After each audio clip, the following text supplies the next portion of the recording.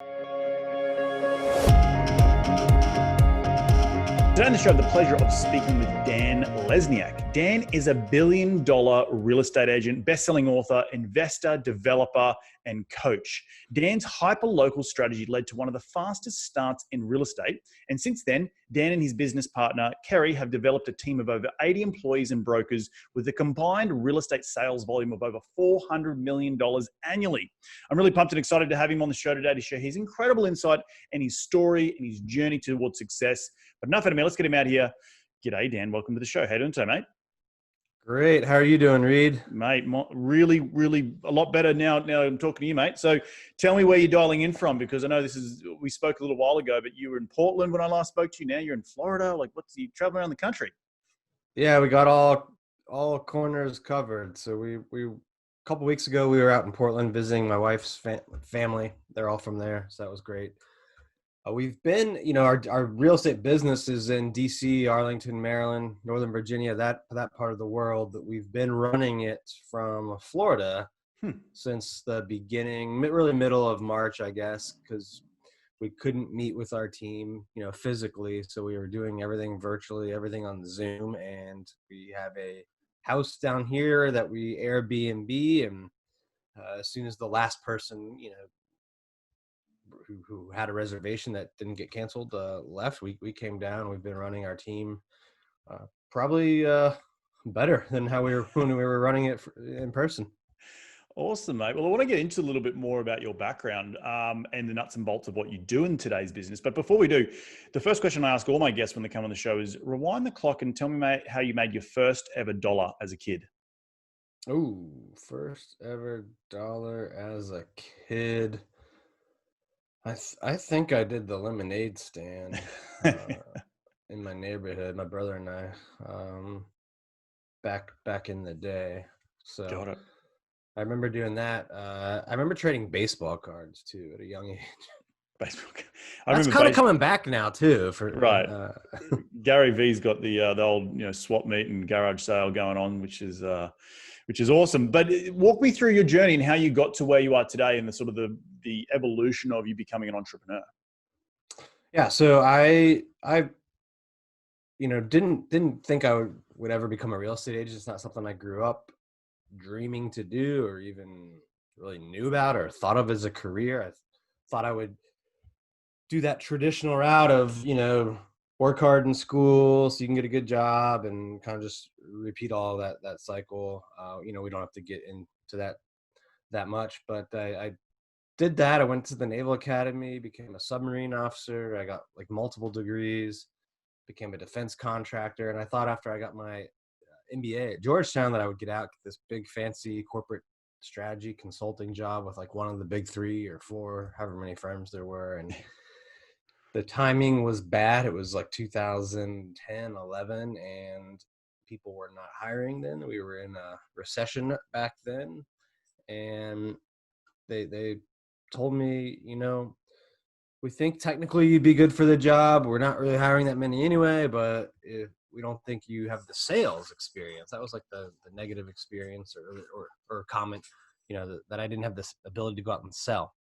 So I was kind of stubborn, said, what do I need to do to get another shot? They said, go get a different type of experience in life. And I had always been a, kind of investor on the side. Like I bought my first home with a VA loan when I was 23 and had been a landlord and owned a couple homes and was going through the process again in the DC area in Arlington. And I thought, okay, I'll get my license and maybe sell a few homes for my family or people I know. And it grew very, very fast. It ended up becoming a big side hustle and then something that overtook my job. And then I quit my job, never looked back, never, went and reapplied for that strategy consulting job. And in my first year, I ended up selling a little over 22 million in volume. And I grew a team since then, along with my wife, who I met, who was also a real estate agent, who I met about a year or two into that process. Awesome. Well, it sounds like anything you apply yourself to, you seem to be able to pick it up pretty quickly. Is that a innate, trait in you that you can just apply yourself and boom, you've all of a sudden you start to be successful? Like what is that you're looking back on it, you thought that was the special sauce? Yeah, I think it's just grit and resilience, and my parents, I think I got to give them a lot of credit. They did a good job of instilling those values in me. Like, they were the parents who would not, if you started like a season in a sport, like, you're finishing it. Yeah, you weren't gonna quit because you didn't like how it went the first week. So right. Between, I think, that kind of attitude and pushing us to do good in school, which in itself I think is a little like broken, that working hard in school just for the sake of like going to a good school, like I think that's kind of something from a previous generation that somewhat doesn't apply, but it did instill, I think, that grit and resilience and discipline, and the Navy, of course, reinforced that. So Well, I'm sure, growing up with parents as a young age, with parents who push you, and I was the same in a household of do good at school, it really instills work ethic, right? That's the major part of it. But in terms of creating teams, and I know we want to talk about like get into the nuts and bolts of that. So today, how have you been able to scale it so quickly, and what have you learned along the process in becoming an entrepreneur, and really looking back at the path you could have taken down the consulting route? You've done your MBA and sort of the more traditional path, but now to go and take the reins and take control of your life and build this incredible team around you. You're a thought leader, you have books, you have podcasts, you have an incredible team that does $400 million annually. Just to say all of that sort of stuff is a huge achievement. But what has been the sort of the stumbling blocks, I guess? Maybe, there's all the success and that sounds great, but what has been some of the learning points along the way when you build such a well-oiled machine, at least from the outside? Oh yeah, I mean, we've learned a ton along the way. I think the reason we were able to do it so fast is because I've always been a big believer in narrowing your focus. And I think a lot of agents and people in general can get distracted by like anything and everything. So I had a killer first year because I focused on 200 homes and then kind of spread out from there. But that was my start, just under 200 homes. And a lot of agents try to be everything to everybody. So I think the narrow focus really, really helped, and not getting distracted from that. Having a great partner was extremely critical. Like, I could not have, Carrie and I could not have done it without each other. So I met her year 2 of my real estate career. And at the time I had, I don't know, 5 or 6 people on the team. And I think she had like 8 or 9. So we were both kind of small but growing very rapidly teams, and we surrounded ourselves by like really, really smart people, and not just in the real estate industry, but like Tony Robbins, Grant Cardone, coaches, conferences. So I think that helps as well, not only because you learn from them, but you learn that it's possible, right? It's like when I taught my son how to swim, I had a hard time when I would just take him in the pool, even though I did all the same stuff the teacher did. But when he's in a class and sees other kids his same height doing it, all of a sudden it becomes, in his mind, I'm sure, like, oh, someone that's 3 feet tall can swim. It's not something that's for 6 foot people. Right. I think when you sit down and go to conferences and meet other people that maybe aren't famous, right, but they're selling tons and tons of homes or doing a lot of real estate deals, like or making a lot of money, it becomes more real. And you think it's possible, because like when I go to a Tony Robbins event, of course Tony's up there on stage and is famous, and if all I saw was him at that event, I might think, well, that's great for him, but he's got some magic gene or something, right? But when you see like people that aren't famous and don't have the followings or it becomes more real. So I think Right. that's critical to surround yourself with people that are performing at a high level. It's sort of like the old analogy, monkey see, monkey do, right? You see other people doing it. You see other people, you surround yourself with other people who aren't the Tony Robbins of the world. They think like they look to you like the average Joe, but they're out being successful and maybe have done something that you haven't done and you aspire to be to them. So I think it's really, really important. Talk to me a little bit about your business strategy today and how you've developed it into this well-oiled machine. What do you do to make your money? Like, you're clearly an agent, but are you also a brokerage firm now, which you have agents underneath you? Yeah, so we're our own brokerage. We've been independent for over 5 years now. So the agents that are at our brokerage are all on our team. So we're generating 80 to 90% of their business, their leads, and we've got a whole system around that. So it's one big. Some people call it teamerage now, like a team that's their own brokerage. So we have that going. We are going to launch a brokerage for agents that don't want to be on our team but want some of what we have to offer, but not everything. So that is in the works. But we also do coaching through HyperFast Agent, and we do events through that program and platform. We've got a mastermind and all sorts of cool stuff there with HyperFast Agent. And in the last couple of years, we've really added a huge development arm. So part of my wife, Carrie's beginning in real estate was working for new home builders. So she has a solid background there and had developed relationships with builders over the years. And we've got a couple that we partner with on deals. And, you can imagine when you're selling 600-700 homes a year, we come across good deals a lot of times before other people do. And we'll get them under contract now, partner with the builder and raise money from investors. And I think we've got over 100 condo units in our development pipeline that'll all deliver in the next 12 or so months. Most of them are in Washington, D.C. A couple are in Northern Virginia.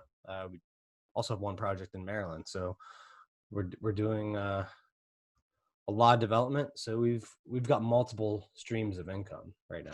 And I think that's really important to highlight. And I constantly say on this show that the true wealth is built through ecosystems of businesses. And just to what you've just described there, you have one piece leading to another piece, leading to a third piece, leading to a fourth piece, is all feeds one another.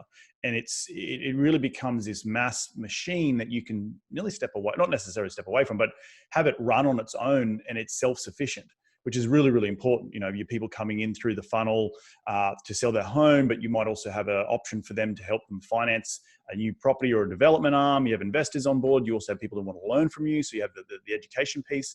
I think that's super critical. Was there anyone who laid that out for you when you started this, or was this sort of like you stumbled into it as people were responding to you, you responded to them by saying, well, hey, let's build this product that they're interested in? I don't think we ever sat down and kind of had a grand plan of what it would become. And now maybe in the last few years, we've gotten a little bit more systematic about that and drawn up some 5 and 10 year plans of, that would include other business ventures we can add. But for the most part, we stayed in our lane and tried to grow and scale that, and then adding things that were very, very closely adjacent. So I think sometimes people that have initial success can take their eye off it a little too soon and kind of go into other ventures or other businesses before they've like pushed their own far enough up that curve, because I think the success and the scale curve is hopefully I use the right term. I think it it's like concave up, or it grows exponentially. Yeah, that's it. Yep. So if you quit a little too soon, you're missing out on a lot of growth because you're not pushing the ball up that exponential curve soon enough, and you're people will go back to other things that are either not closely related or or it's just too soon. Right. Right. No, So, I hear you on that. And it's part of when growing my own business, and we have over 2,000 apartment buildings in Texas, like, when do you bring property management in-house? Now, it's a business that I don't necessarily want to have to go start, but it makes sense at a certain scale and a certain point. Like yourself, when do you bring on more agents in terms of so you get a piece of their fee or commission every time they sell a house, because mass, the numbers are better in mass, scalability. So I think all those things are, as entrepreneurs, as leaders, as CEOs, we struggle with, right? But back to your point, don't take your eye off the prize, or what's the main revenue generation in the business, and don't let that suffer because you're trying to focus on something else. But also what you said before, surround yourself with smart people that maybe can build out that subsidiary business that will support the main business, and you can focus on pushing that, driving towards that North Star. So I think that's really, really incredible. and I think the bigger you get too, like the more resources you'll have to go Right. into other ventures. So you can do it through a joint venture or a partnership where you're able to drive like thousands of leads to something. So you can take a smaller percentage, but find really good people to run it. Mm.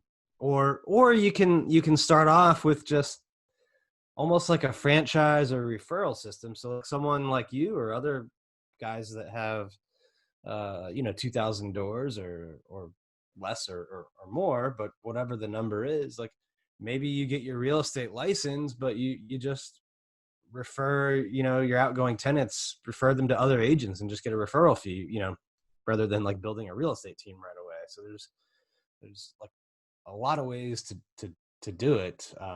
But you just got to get your main thing big enough, I think, Right. at first. The one thing, right? Is it Gary Keller who talks about the one thing a lot? Gary and I think Jay Abraham, is it? Jay Papazon, maybe. Yeah. Hopefully I'm saying it right. Apologize if I'm not. But yeah, but they're both Keller Williams people. And before we press record here in the green room, we're talking a little bit about how the idea of having your own real estate license as an investor. And I'm in the commercial space, so being a commercial broker or agent, I don't know how it would help me, but I know on the smaller side, like the resi side, a lot of people do get that the broker license or the agent license in order to have a subsidiary income to support the investment side. How important is it to you to have the license as an investor? Well, I think it gives you a lot more options. I was actually talking to a group of investors on a digital conference about this last week. But I think if you have that license, it's a little bit easier to get the sold information and that kind of stuff, so you can analyze your deals a little bit better. You can probably market them a little bit more, and then I think there's more ways to capture revenue, because let's say for an investor, for every 20 leads you generate, maybe one or two you buy, right? Or if you're lucky, maybe 10 are just kind of tire kickers that aren't serious, but maybe there's 4 or 5, 6, 7, 8 that really want to sell, but their home's in too good of shape to fit your investment model. Well, maybe those more retail type sellers, if you have an agent that you partner with, you can give them those deals, and if you have your license, you can collect a referral fee on that, right? And that's just money that you never would have seen if you didn't have that, and then that agent will probably kind of be a bird dog for you and bring you good deals. So. Right. No, and that goes back to the ecosystem point, like identifying pieces of the business that you spend money on. If you are an investor or a flipper in the resi space where you're doing high volumes a year, it makes sense to go and get your real estate license, because you're paying whatever the commission is, 4 or 5% every deal to someone else. Well, bring it into your own pocket, or have your wife or your spouse or whoever do it, so you can qualify from a tax point of view. I guess moving forward into 2020, before we press record here, and you said early in the show that you've had to pivot your business a little bit. You're based in Arlington, Virginia, but now you're in Florida. How has it been getting out of your own way a little bit, and being forced to be remote from the business point of view? Yeah, it's been great. So we've been running our team meetings on Zoom and doing training on Zoom. Our coaching business, we've done a ton of webinars, hyperfast agent webinars. So it's it's it's been going very, very well. You know, the first week that the lockdowns hit, I made a training video I made it for the team, but I actually put it on the Hyperfast Agent YouTube channel. It's like, I think it's called like how to do a virtual sales meeting on Zoom or something like that. And, you know, I sent it out to our team, and our inside sales agents started to book appointments on Zoom if buyers or sellers did not want to meet in person. And we were able to continue at the same pace of appointments. You know, Hmm. before COVID, we were doing 70 new appointments a week, and that first week after it hit, we did like 72, and now we're up to like 100 because we've hired more inside sales agents, and I think we had a bigger pool of people to hire from for sure. A lot of people, you know, lost their jobs unfortunately, but uh, that did allow us to have a bigger pool, and we hired more inside sales agents, and you know, we're booking over 100 appointments online. It's, you know, they typically do that initial meeting at least half the time now, maybe a little less because we're kind of coming out of lockdown, but they do that initial meeting on Zoom and then go see houses. We started marketing our houses virtually, doing FaceTime lives for open houses, and set up a whole landing page where you can take virtual tours of our homes, and added new lead sources. So you know, we changed a few things for sure, and uh, just kept moving on, and got creative how to make the team meetings fun. Like we brought in different trainers for some of them. You know, one time we brought in comedian, or sort of comedian, JP Sears. He joined our team meeting for 20 minutes, and you know, just brought some entertainment to people, which is definitely needed during these times. So we changed a few things, and you know, the team has responded. They've done amazing. And you bring up a good point. How much? And I'm going to ask a two-part question here. I guess the first part is you would have had to pivot really quickly. Firstly, when COVID hit, to like, okay, we're not doing in-person meetings anymore. How the hell do we pivot really quickly? So, what technology and what systems have you built or have come out of COVID that you think will help propel the industry to more of a virtual tour type of, you know, realm? Maybe not 100% virtual tours, but there'll be some element of that moving forward. Yeah, I think virtual meetings for us will potentially stay around for a while. So if you think about it, like, you know, in the DC market, and anywhere where there's a city, like having someone come in to meet in the office is it's a fairly large commitment of their time, Right. and there's traffic.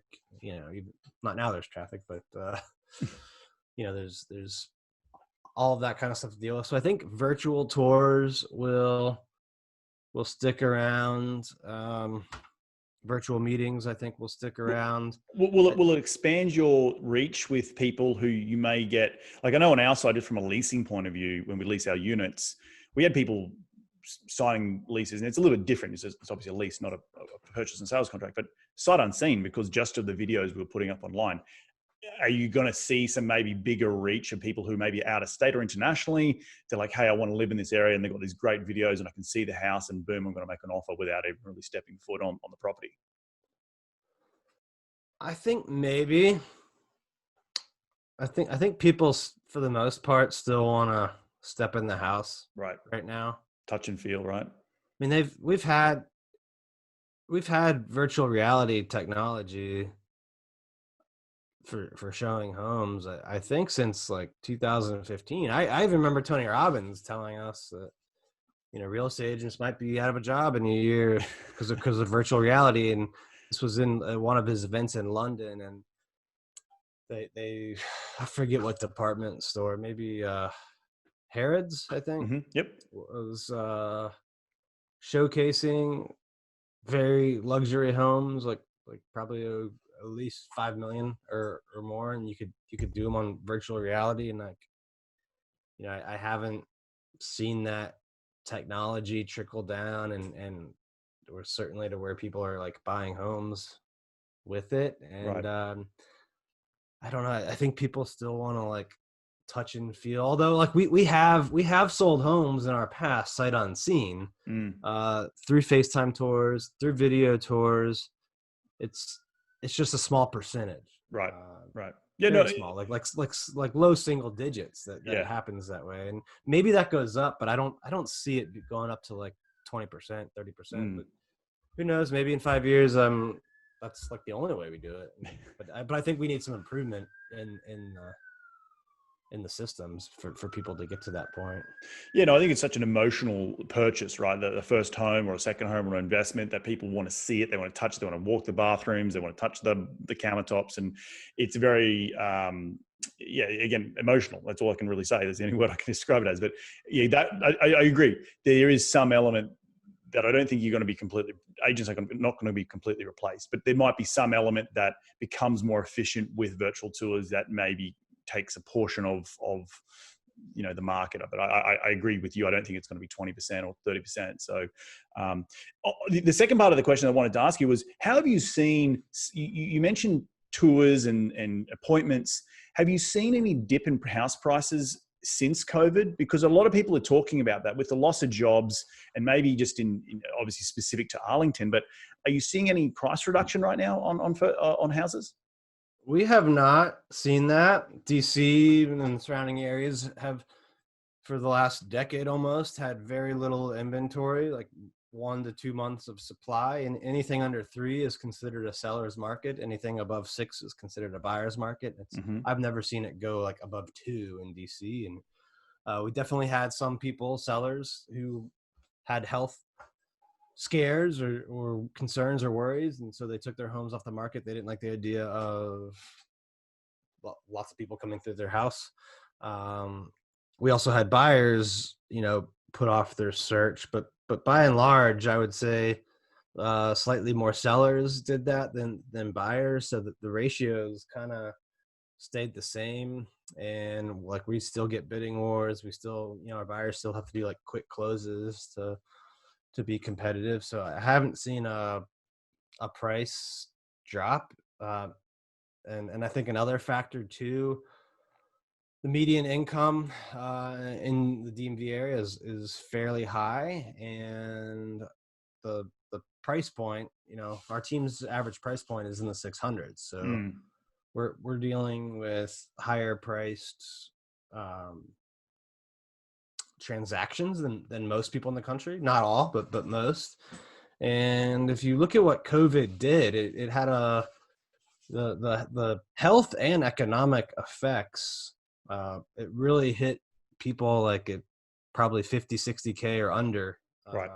in salary, because those were the people who either lost their jobs, like if they were in retail, restaurants, leisure, hospitality, their jobs were gone, if so that they were the ones with the most economic risk, or they were in like stores that were deemed essential, or like service work that wasn't affected, and so they couldn't like go work from home, right? Like, you can't sell groceries from home or build the house. Construction workers can't build a house from home, so those people got to keep their jobs, but perhaps have more of the health risk. So I think our average client got to keep their job and work from home. Got it. And Yeah. and probably many people close into DC, that not all, certainly. Right. That statement would be true. No, I completely agree with that. That the lower socioeconomic end of the scale was definitely more impacted, and we see that, and that's what our renters are, right? We have 2,000 new doors in the low to medium household income, around the $40,000 to $70,000 a year. So, yeah, trying to navigate that from our point of view has been tough, and we have been navigating it. But it's interesting to hear you haven't seen a price reduction yet. I guess with the scare of COVID, I know I personally bought a house here in Los Angeles that I was signed up to close into March, and the lender just completely, excuse my language, shut the bed. Yeah. and left me at the altar, and I had to quickly pivot to a hard money loan. Have you seen on the financing side people had to pull out really quickly? Most of our buyer clients, residential clients have been fine. The biggest impact I've seen in that regard would be on our development Mm, arm. And we typically get traditional bank financing for our projects plus investor equity. So I don't typically use hard money, but I know hard money got harder to get, right. because that market was affected, and it was a little harder for us to raise money from investors because when this all hit, the stock market, I don't know what it bottomed out at, like 17 or 18,000. But it went down a lot from Mm, like, 24. yes, and it was what it was up there, right? And it's back up again too, which is Weird. yeah, that's like the best word. I'm not really a stock investor, so I don't know much to say about it. But Right. yeah, weird to say the least. But a lot of our investors in our projects saw their portfolio size go down, or they were just scared in general, or they thought, oh, there's going to be like blood in the street. I'm going to save this cash for some Right. amazing deal. Right. One of those three bins. So the only effect really on us, we delayed closing on two of our projects, but the sellers were more than happy to work with us because That they're no one. not in they don't have a better option really. Right. So And that's the same with my seller. When I bought my house, I had to sort of delay closing for 30 days. I'm like, you go back to the street right now, you won't get the same price I'm going to pay for it right now. So it's a little bit of a two-way street. I guess, do you see blood coming in the street in your local area at all? I I don't. We've got the federal government Mm, that helps. right. So It's a pretty big uh, employer. you can almost argue they do better during recessions. And I told the team when this first happened, in the first meeting on Zoom, I said, look, like, everyone's fairly unified, not now, but back then, like when at the initial corona response. And I said, look, they're going to pass trillions of dollars of stimulus to throw at this, and if anything, government's going to have to get bigger just to hand out the money. Like, how Right. are they going to do it? Right. And that's going to mean more jobs in our area. So DC is one of those weird places that probably does better Insular a little bit. even in recessions. And really, even if parties switch, it typically doesn't change the fact that the government's going to spend a lot of money. It just changes what they spend it on. But either way, it takes butts and seats Right. to do. Right. So I don't think you're gonna see blood in the street in the DC area. If I was an investor, I'd maybe look at, or if I was like thinking about things where there could be blood in the street, maybe some of the Airbnb owners that were over leveraged and didn't really think about reserves and what would they do if they didn't get renters for a few months. Mm-hmm. So I'm sure there's going to be some areas that there could be potential good deals on Airbnb kind of properties. Right. So that's one thing I would look at. Yeah, no, 100%. I think across the board, no matter what, whether you're investing in single families or Airbnbs or commercial, to the point of the stock market investing, like, people value good businesses on their cash reserves, right? And that's what, coming out of these sort of recessions, to look at a new business and want to invest in one, you want to see what's their balance sheet today and how they prepared for times like this. And people caught with their pants down, skirting too close to the sun, will get fried. And so, I completely agree with that. Before we wrap up the show here, mate, what have you got planned for the rest of 2020 personally and for the business? Well, we've just made two executive level hires, so um, we're excited to get those people onboarded and really helping us grow and expand, even more. And our ultimate goal is by 2021 to become the highest selling real estate team in the country, according to the Wall Street Journal Real Trends ranking. So we're building towards that with these executive hires, and want to continue working on expanding the hyperfast agent coaching business, and we're planning an event, hopefully in Q4. I think we'll be opened up enough to do it, which that'll be the third time we've done a big conference for real estate agents, and we're continuing to add to our DC development portfolio. So it's really scaling more of what we're doing already with That's awesome. With hiring like executive level type people To take it to the next level. I think that's a smart move, man, and I wish you the best of luck. At the end of the show, we do like to do the top 5 investing tips. You ready to get into it? Let's go. Mate, what's the daily habit you practice to keep on track towards your goals? Getting up early and writing down my top 3 priorities for the day. You're a pen and paper type of guy?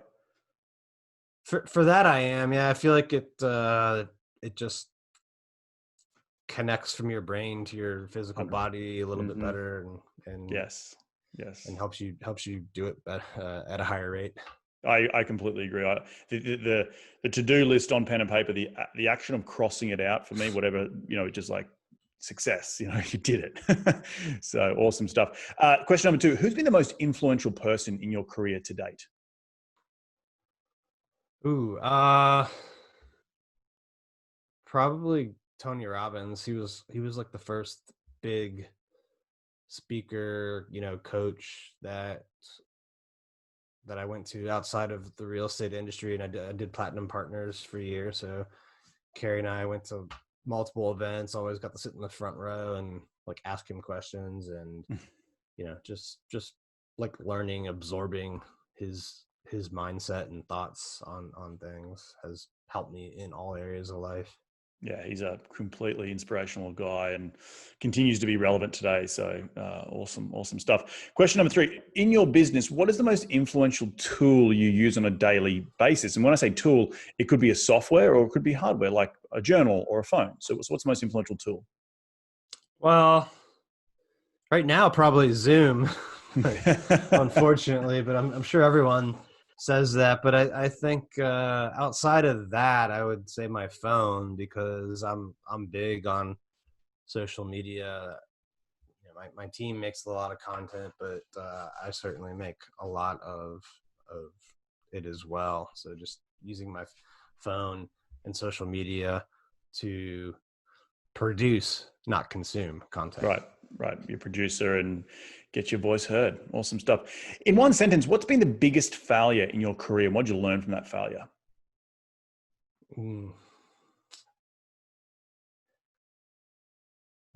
Holding on to bad decisions or mistakes for too long. So I think a lot of real estate agents and people in general, either it's pride, ego, hope, never want to admit they made a mistake. The biggest and easiest example of that for us is you hire someone, you think they're great, or maybe you overlook 1 or 2 things, and then like it doesn't take too long for you to realize like, oh no, I made a bad decision. But then you start justifying on how they're going to change or what's going to be different, and the percentage of time where your gut is wrong on that it's like single digits percentage wise. So yes, you just have to learn how to accept losses quicker. Yes. Accept your gut and trust your gut a little more. I love it. Mate, last question. Where can people reach you to continue the conversation? They want to be in your sphere. Where do they go? Sure. You can go to follow me on social media. My handle is the Dan Lesniak on all platforms. So I'm on Facebook, Instagram, Twitter, LinkedIn, and even TikTok. You can also text me. I now have the community text. It's 703-215-1684.